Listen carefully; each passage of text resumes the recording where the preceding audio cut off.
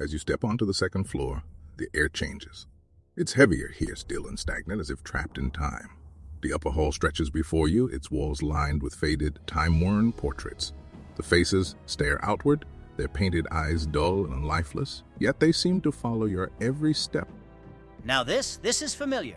Dark hallways, eerie silence, a general sense of impending doom. I'd wager we're getting close. Aye, you can feel it in the air. This house has its secrets, and I'd bet my last bottle of brandy they're not pleasant ones.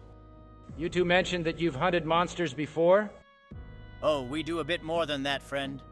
This isn't our first waltz with a cursed house, or the things that like to nest inside them. The trick is not letting the fear take root. The moment it does, you're dead, or worse. And what exactly do you think we're up against here? Something old, something patient. You ever notice how some houses feel like they're watching you? Enough riddles. If you two know something, say it outright. We're not here to play guessing games. There's a reason this house hasn't rotted away like the rest of the village. Things linger where they shouldn't. And the deeper we go, the worse it will get, I suspect. So we're just supposed to poke around and see what happens? Sounds like a quick way to end up a ghost ourselves. There are worse fates, I assure you. Then let's not drag this out. If something's waiting for us, I'd rather meet it on my terms. All right, let's see what's behind door number 1. Careful now, keep an eye out for anything suspicious. The door swings open, revealing a small, cramped space beyond. The air inside is stale, carrying the faint scent of dust and old linen.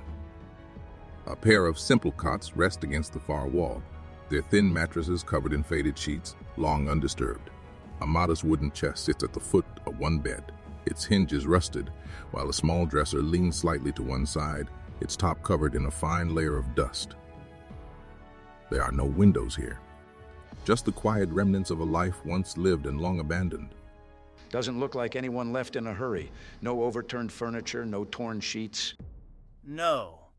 Whoever stayed here left long ago. Either that, or they never had a reason to pack. Anything interesting for us to find in this room, Morgan? The floor creaks softly beneath your boots as you spread out, each of you taking a corner of the room to examine. Dust rises in thin clouds with every movement, dancing in the dim light. You can all go ahead and make perception or investigation checks. That's a 9 for me. Got a 19. Only a 4. A 14. Going to the footlockers, Tova, you flip the lids open, revealing neatly folded, moth-eaten linens, pairs of worn shoes, and other items of little interest.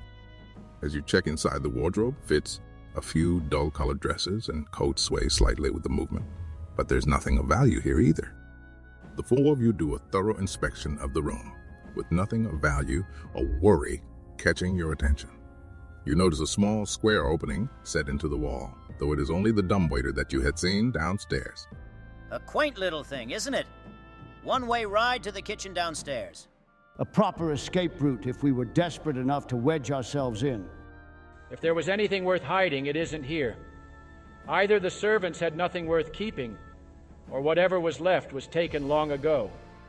There's nothing else to find. Let's not waste time digging through rags when there's more house to search.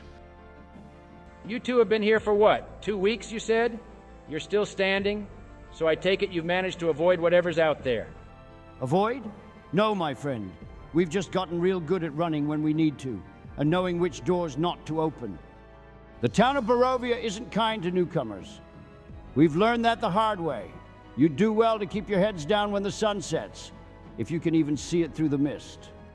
No offense, but you don't strike me as the keep your head down type. Oh, we're not. But being reckless and being stupid are 2 different things. That's the trick of staying alive in places like this. You don't win by fighting everything that moves. You win by picking the right fights. Aye, and speaking of picking the right fights, the best place to hear about them is the local tavern. The Blood of the Vine, they call it.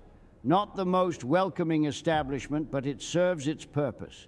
Folks gather there, whisper their fears over watered-down wine. We've met a few colorful characters in our time here, some helpful, some less so.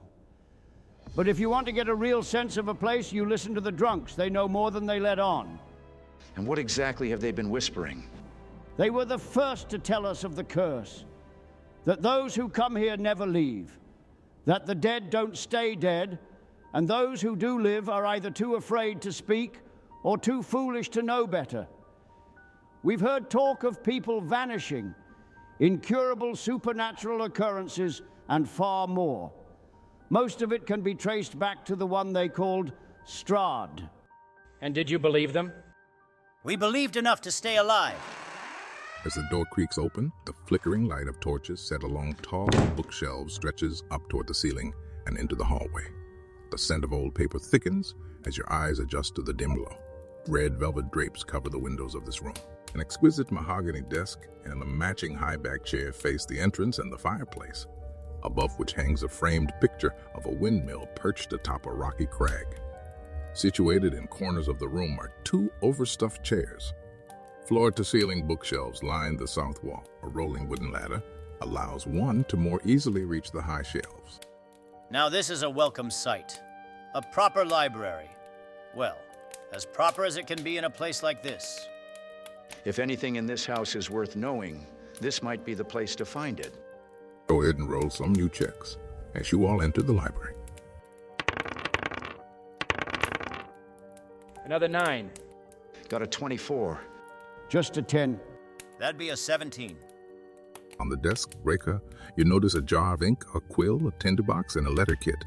There is also a wooden seal of some kind, and on it is a carved insignia of a windmill like that of the painting in the room.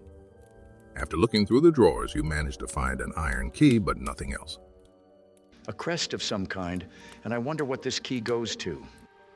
Now, Tover and Wilter, the two of you spend some time looking through the shelves.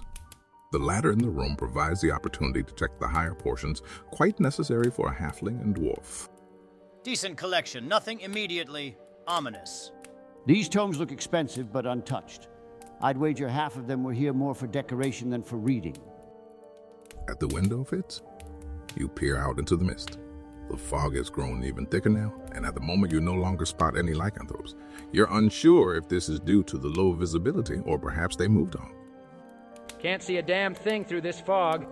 Those beasts are still out there, I know it. There's something deliberate about how these things were left behind.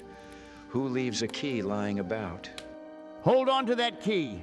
Something tells me we'll find what it belongs to soon enough. Let's hope whatever it opens isn't something we'd rather keep shut. As you run your fingers across the spines of the books, Tover, you pause at one that feels just slightly off. A red-covered book with a blank spine, its leather a little too stiff, its placement a little too deliberate. Wilter, my scholarly friend, ever seen a book that doesn't bother with a title? Curious, either a very dull read or a very deliberate deception. Only one way to find out. I'll pull out the book, Morgan. The sound is faint, but undeniable. A hidden mechanism within the shelf shifts, gears grinding softly behind the walls. Before any of you can react further, a portion of the bookshelf lurches back with a creaking groan, then swings inward, revealing a dark, narrow passageway beyond. The air that spills out is stale, tinged with dust and something faintly metallic. I don't like how old that air smells. Places like this don't hide good things. Nonsense, my friend. Sometimes they hide treasure, ancient knowledge, or some lost artifacts. As you step inside, Tover, the air shifts. Just slightly, just enough for you to notice. The scent of aged paper and rotting leather lingers, thick and unmoving. The room is small, claustrophobic, as though it resents being disturbed. And yet, disturbed it has been. Before you sprawl against the base of a heavy wooden chest is the remnant of a man long forgotten. A skeleton, wrapped in the tattered remnants of leather armor, sits half propped against the open lid. 3 rusted darts protrude from its ribs, their work long since done. The trap, whatever it was, has long since been spent. The silence here is deep, unbroken, save for the faint sound of your own breath. But your eyes are drawn to something else. Clutched in the corpse's brittle fingers is a letter, its seal untouched, marked with the unmistakable crest of a black raven set upon a red backdrop. The bony hand grips it even in death, as if whatever words lay within were too important to ever be let go. Well now, looks like someone got a little too eager. I'll go ahead and open this letter, Morgan. As you break the seal and unfold the brittle parchment, the weight of time settles over your shoulders, Tover. The ink though faded, still carries its message with cruel precision.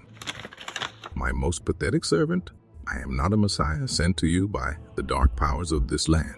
I have not come to lead you on a path to immortality. However many souls you have bled on your hidden altar, however many visitors you have tortured in your dungeon, know that you are not the ones who brought me to this beautiful land. You are but worms writhing in my earth. You say that you're cursed, your fortune spent.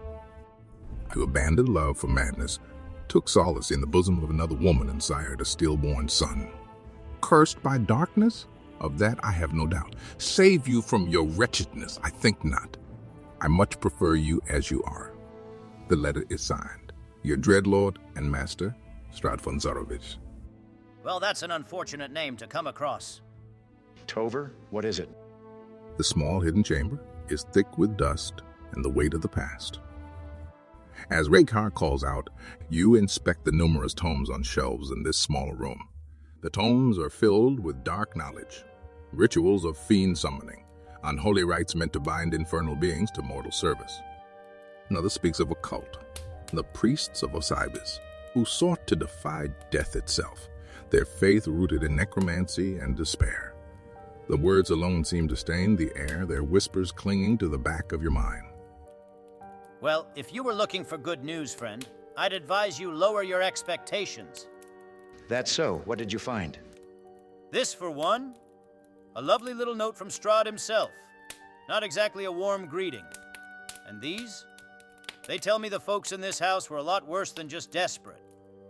What kind of worse? The kind with horns and tails. The kind that doesn't let go once it gets its claws in you. These people were trying to call things from below and twist death to their liking. And like all who think themselves masters of the dark arts, they failed. But failed in what way, I wonder? A hush settles between your group. The house does not answer, but it does seem to listen. Outside, the wind moans against the windows, but within the walls, there is only silence. Watching, waiting. Well, we won't find the answer loitering here like rats in a trap. Best we keep moving. Before we leave, I should probably check the wooden chest in that room. All those claims of possible treasure, and I focused more on the books than anything. Make it quick. The longer we stay in one spot, the more I feel like this house is watching us. Inside, 3 black leather-bound books rest atop a stack of neatly arranged documents. Their covers are unmarked, blank, yet pristine, as if untouched by time. Beneath them, parchment rustles under your fingers. A collection of old papers, a deed to the house, a deed to a windmill, and an aged will. The ink still crisp despite the years. A will? Who's it from? The will is signed by Gustav and Elizabeth Durst and bequeaths the house, the windmill, and all other family property to Rosavalda and Thornbold Durst in the event of their parents' deaths. They're the ones who told us to come in here. As you shift through the contents of the chest, your fingers brush against something finer than parchment. Scrolls, their edges curled with age yet still intact. The seals, though faded, remain unbroken, each one marked with arcane symbol. You're unsure as to what spells are contained within these scrolls at the moment. Difficult to tell at a glance, but I'll properly identify them later. No sense fumbling with magic in a house like this. You done rummaging? We're spending a lot of time standing in one place, and I don't like that. As you make your way through the dimly lit halls, the floor above you groans. A long, slow creak, as if something heavy has shifted. It stills, but the silence that follows is even more unsettling. We're not alone in here. You all heard that, right? Nothing we can't handle. Just stay sharp. You enter what was once a place of art and refinement, and now it holds only echoes of its former grandeur. Gossamer drapes, now faded and brittle, veil the windows, allowing only slivers of pale light to cast eerie shadows across the floor. A brass-plated chandelier, dulled by dust and time, hangs above you, swaying ever so slightly, as if disturbed by unseen hands. Lining the walls, elegant upholstered chairs sit in silent formation, their cushions slightly sunken, as if awaiting guests who never arrived. Stained glass panels adorn the walls, depicting men, women, and children frozen in eternal song, their painted faces untouched by time. In the northwest corner, a harpsichord rests, its keys hidden beneath a thin layer of dust, the instrument's presence both regal and foreboding. A large harp stands nearby, its strings appearing almost too pristine, as though waiting to be played. And upon the mantelpiece, alabaster figurines of finely dressed dancers stand locked in an eternal waltz, their frozen expressions cheerful, yet somehow unnerving. You know, after reading that will, I'm starting to think those kids aren't just stuck here. Maybe they are the house. Aye. That will... the way it was written. The way it left everything to the children. Perhaps not just in the event of their parents' death, but as if they were already meant to inherit. All of this nonsense is giving me a major headache. Perhaps this house doesn't just trap people, it absorbs them, feeds on them. I don't like the sound of that. None of us do, but standing around talking about it won't help us. We need to find the source, and fast. Let's all have a peek around. As you inspect the figures more closely, Wilta, you notice something strange. These aren't just finely crafted statues. Several of them are clearly designed to represent skeletons, dressed in elaborate, well-made clothing. Before the remainder of you can finish investigating, a sudden, loud bang rings out, breaking the uneasy silence as metal hits the floor somewhere outside the conservatory. What in the hell was that? I'm gonna check it out. I'm pulling out my sword, Morgan. As you step into the hallway, your eyes quickly scan the area. You spot something on the floor. One of the halberds from the statues is now lying on the ground. It glints faintly in the dim light, but there's no sign of any creature or person nearby. That was no accident. Those statues didn't just drop their weapons on their own. Come on out. We know you're here. Well, what do you see out there? A halberd's on the floor, but nothing else seems to be moving. It doesn't feel right, though. As you all stand in the hallway, the mist begins to thicken, swirling around your feet like a creeping, living thing. It rises up, blocking the light, distorting the shadows, and making the air feel heavier and colder. Then, without warning, a sword, one of the decorative weapons from the nearby statues, lurches forward from its perch. It's propelled by an unseen force, the mist around you thickening as it moves. The sword flies through the air with eerie precision. It sinks into your side, Rekar, slicing through your armor and leaving a deep cut for a total of 10 slashing damage. From inside the room, the two of you hear a grunt of pain, followed by the sickening sound of blood splattering against the doorframe. The mist thickens, and the air turns cold with malice. I will need you all to roll initiative.